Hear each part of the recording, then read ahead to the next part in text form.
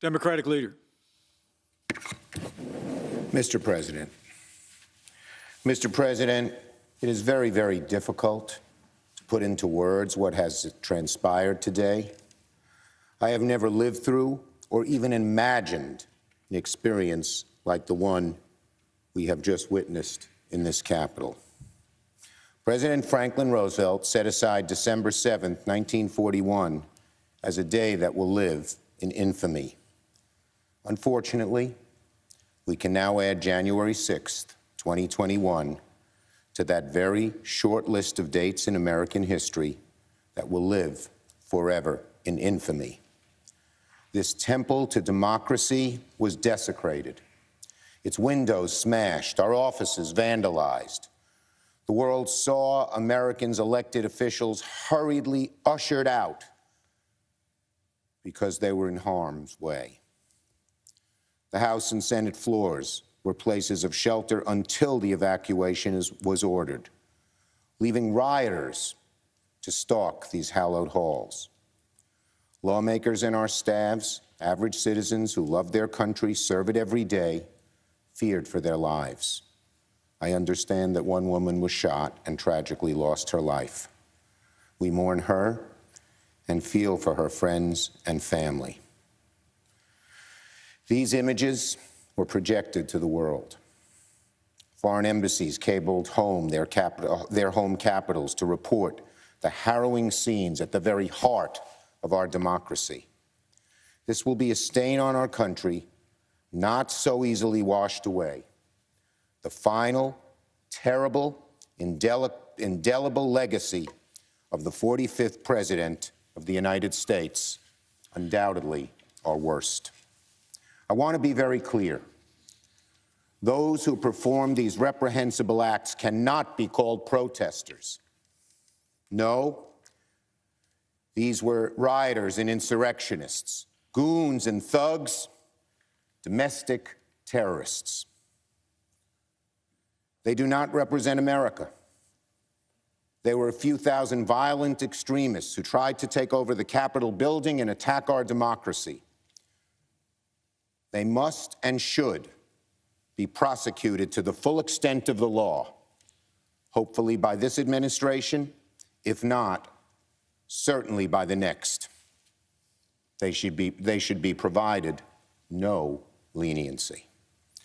I want to thank the many of the Capitol Hill Police and Secret Service and local police who kept us safe today and worked to clear the Capitol and return it to its rightful owners and its rightful purpose. I want to thank the leaders, Democrat and Republican, House and Senate. It was Speaker Pelosi, Leader McConnell, Leader McCarthy, and myself who came together and decided that these thugs would not succeed, that we would finish the work of that our Constitution requires us to complete in the very legislative chambers of the House and Senate that were desecrated, but we know always belong to the people and do again tonight. But make no mistake, my friends, today's events did not happen spontaneously. The president who promoted conspiracy theories that motivated these thugs, the president who exhorted them to come to our nation's capital, egged them on. He hardly ever discourages violence and more often encourages it. This president bears a great deal of the blame.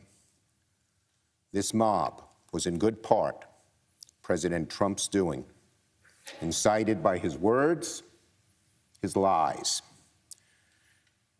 This violence, in good part, his responsibility, his everlasting shame. Today's events certainly would not have happened without him. Now, January 6th will go down as one of the darkest days in recent American history. A final warning to our nation about the consequences of a demagogic president, the people who enable him, the captive media that parrots his lies, and the people who follow him as he attempts to push America to the brink of ruin. As we reconvene tonight, let us remember, in the end, all this mob has really accomplished is to delay our work by a few hours. We will resume our responsibilities now, and we will finish our task tonight.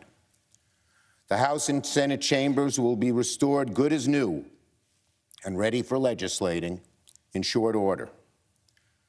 The counting of the electoral votes is our sacred duty. Democracy's roots in this nation are deep, they're strong, and they will not be undone, ever, by a group of thugs. Democracy will triumph, as it has for centuries. So to my fellow Americans who were shocked and appalled by the images on their televisions today and who are worried about the future of this country, let me speak to you directly. The divisions in our country clearly run deep, but we are a resilient, forward-looking, and optimistic people, and we will begin the hard work of repairing this nation tonight, because here in America, we do hard things. In America, we always overcome our challenges. I yield the floor.